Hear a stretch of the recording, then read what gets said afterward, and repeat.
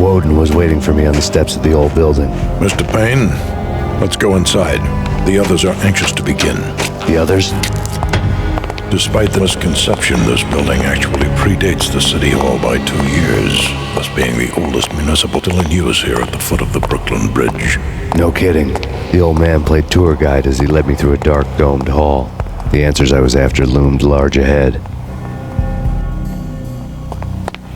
Mr. Payne, I would like to introduce you to my colleagues in what we call the Inner Circle. You've been watching too much X-Files. You have seen the files on Project Valhalla. We can fill the gaps, provide you with the information missing from those files. We were all involved in the early stages of the project during the Gulf War. What's the catch? We would very much like to blow this thing wide open, but our hands are tied. Her name is Nicole Horn. She was the key figure in Project Valhalla. When the funding was discontinued, she simply refused to quit. She knew exactly what she had in her hands. Nicole Horn is the president of Acer Corporation. She has more than half the city in her pocket. This must be kept under wraps. If you try to go public with this, we will deny any knowledge. We need you to take her out. Afterwards, we can protect you. Make all the charges. That was the cue for the killer suits to kick in the doors and swarm inside. It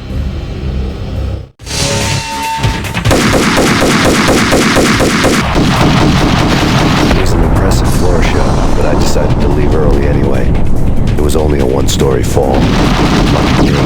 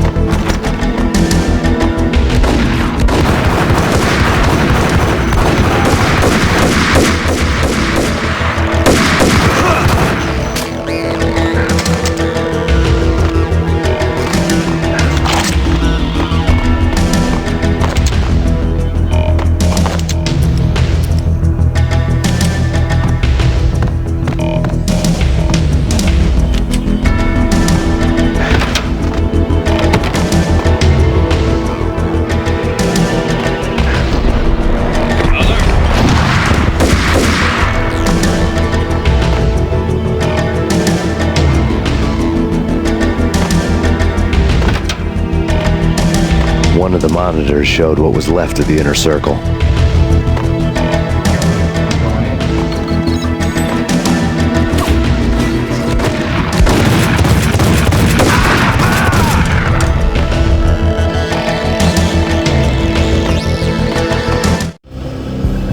On screen, the so-called corpse of Alfred Woden stood up, miraculously waking from his dirt nap, looking smug among his dead pals. In the land of the blind, the one-eyed man is king. I didn't know how he'd pulled it off, but it was a pretty slick way to get out of all his promises. Most of what he had said fit too well to be a load of crap.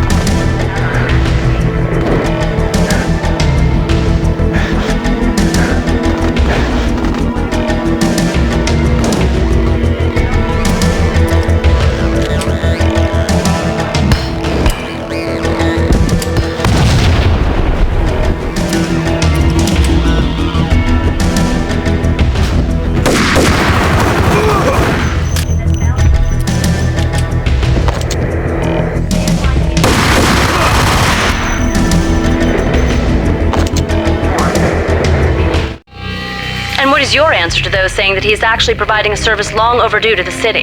This crusade nonsense has gone too far. He's out of control. It must stop. He will be stopped. That was Deputy Chief Jim Bravura from the New York City Police Department.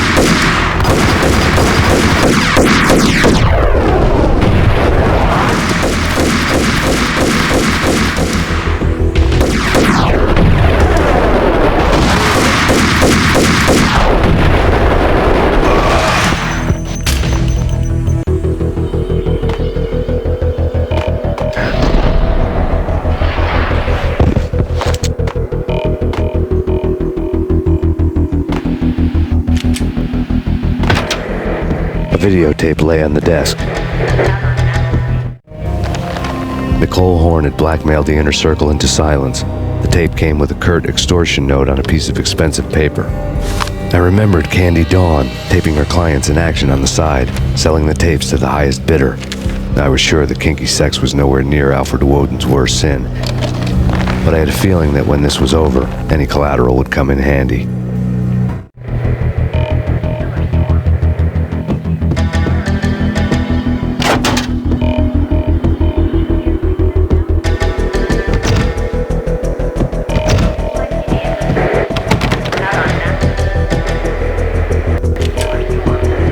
Woden had left me a present. Nothing seems to stop Acer Corporation's phenomenal victory march. Incredibly, the stocks are still rocketing. Worried experts already see a danger in the company's success. Some have gone as far as to say that Acer Corporation is about to become an even bigger monopoly than MacSoft ever was.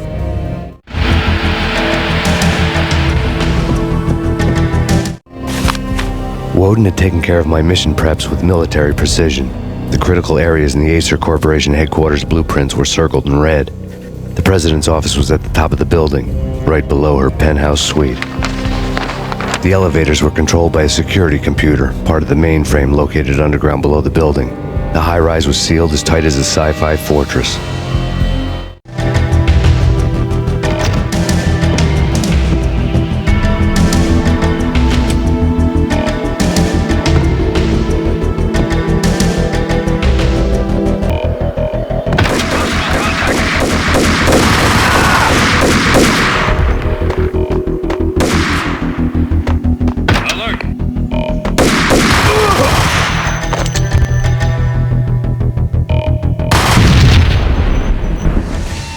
Go, go!